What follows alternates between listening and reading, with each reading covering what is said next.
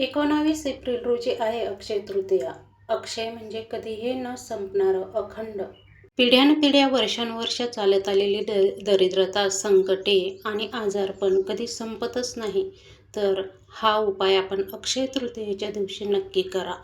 आणि हे जाणून घेण्यासाठी व्हिडिओ संपूर्ण बघा. त्याआधी एक छोटीशी रिक्वेस्ट आहे. व्हिडिओ आवडल्यास चॅनलला लाईक, शेअर, सबस्क्राईब करा आणि बेल आयकॉनचं बटन दाबायला विसरू नका. तर या अक्षय तृतीयेला आपल्याला करायचं काय आहे ते बघूयात. मागील 7 पिढ्यांपैकी एखादा व्यक्ती जर आपला आकस्मिक मृत्यू पावला असेल तर तो पुढच्या पिढीला त्रासदायक ठरतो.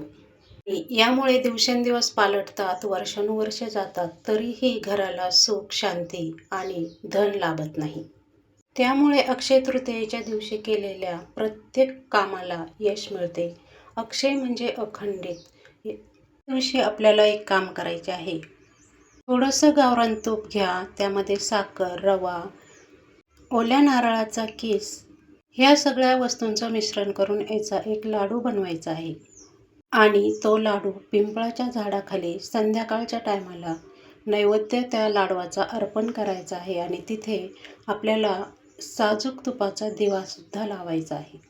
नैवेद्य अर्पण केल्यामुळे पितृ संतुष्ट होतात आणि आपल्याला चांगले आशीर्वाद देतात. आणि याच दिवशी आपल्याला आणखी एक काम करायचं आहे. ते व्हिडिओच्या शेवटी सांगितलेलेच आहे. त्यामुळे व्हिडिओ स्किप न करता संपूर्ण बघा. कारण आपण कोणतेही काम जर अपूर्ण ठेवले तर ते सिद्धीस जात नाही. त्यामुळे आपण केलेल्या कार्यास फळप्राप्ती होत नाही. पिंपळाच्या झाडाच्या मुळात महादेव, खोडात विष्णू आणि पानांमध्ये शिव बसलेले असतात. व तसेच पिंपळाच्या सावलीमध्ये पितरांचा वास असतो. म्हणून अक्षय तृतीयेच्या दिवशी पितरांना प्रार्थना केल्यास ती सफल होते आणि त्याचे फळ लवकरच प्राप्त होते आणि आपले दारिद्र्य कायमचे नष्ट होते. आपल्या पितरांना शांती मिळते आणि आपल्या घराला आशीर्वाद मिळतो. एकदम साध्या आणि सोप्या पद्धतीने ही पूजा करायची आहे. सकाळी लवकर उठून स्नान करून स्वच्छ कपडे घालावे आणि पिंपळाच्या झाडाजवळ जावे. पाणी आणि शुद्ध दूध झाडाच्या मुळाशी अर्पण करावे. झाडाला 7 किंवा 11 प्रदक्षिणा घाला. आपल्या पितरांचे स्मरण करा. आमच्या पितरांना शांती मिळू द्या आणि आमच्या घरावर तुमची कृपा राहू द्या अशी प्रार्थना करा. याच दिवशी पितरांसाठी तिळार्पण करा आणि अन्नदान करा. सकाळी पूजा केल्यानंतर किंवा दुपारी 12च्या आधी पितृस्तोत्र म्हणा. पिंपळाच्या झाडाला पाणी अर्पण करताना किंवा दूध अर्पण करताना हा मंत्र म्हणा. ओम श्री वृक्षराजाय नमः. ब्रह्मा विष्णू महेश्वराय नमः. पितृदेवताभ्यो नमः. आणि सायंकाळच्या टायमाला सूर्यास्ताच्या आधी हे पितृस्तोत्र आवर्जून म्हणा. ओम पितृभ्यं सदा नमः.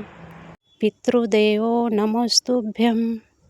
गृहाणार्घ्य नमो नमः. आशीर्वाद प्रदीयता कुलस्वाभिवृद्धये. या मंत्राचा अर्थ म्हणजे, हे पितरांनो, आम्ही तुम्हाला प्रार्थना करतो आणि नमन करतो. आमच्या कुटुंबावरती सदैव आशीर्वाद राहू द्या आणि धनधान्य आणि समृद्धी भरभराटी येऊ द्या. आणि शेवटी पिंपळ वृक्षाला प्रार्थना करा की हे पिंपळ वृक्षा आमच्या पितरांना संतुष्ट कर आणि शांतता लाभू दे आणि आमच्या घरावरती सुख समृद्धी नांदू दे. श्री स्वामी समर्थ.